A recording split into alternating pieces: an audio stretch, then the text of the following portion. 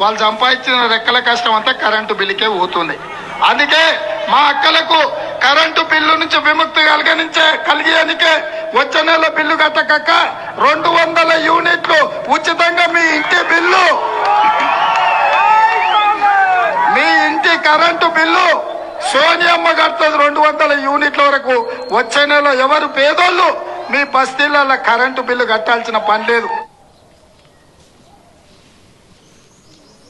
Current bill ఎన్నికల టైంలో సోనియమ్మ కడుతుందని చెప్పిన సందర్భంగా 200 యూనిట్ల కరెంటు బిల్లు ఇది 2వ నెల అయింది ప్రభుత్వం వచ్చిన తర్వాత.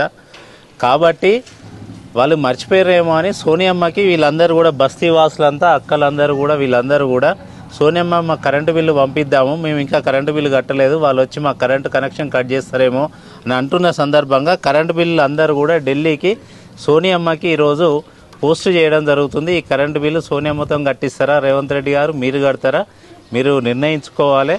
పక్క రాష్ట్రంలో కర్ణాటకలో ఎట్లయితే కరెంటు బిల్లులు కడుతున్నారో అందరి కరెంటు బిల్లులు అద్దెకున్నోళ్ళైనా ఉన్నోళ్ళైనా లేనోళ్ళైనా ఏ కండిషన్ లేకుండా కర్ణాటకలో ఎట్లయితే కరెంటు బిల్లు కడుతున్నారో ఆ విధంగా తెలంగాణ రాష్ట్రంలోని అన్ని గృహాలకు కూడా ఉన్న కరెంటు బిల్లులు మీరు కట్టాలని ఈ సందర్భంగా డిమాండ్ చేస్తూ ఈ సందర్భంగా ఈ బస్తీ నుంచి నాగోల్లో నుంచి ఈ బస్తీ నుండి అందరం కూడా ఈరోజు ఇక్కడ కరెంటు బిల్లు సోనియమ్మకి ఢిల్లీకి పోస్ట్ చేయడం జరుగుతున్నది.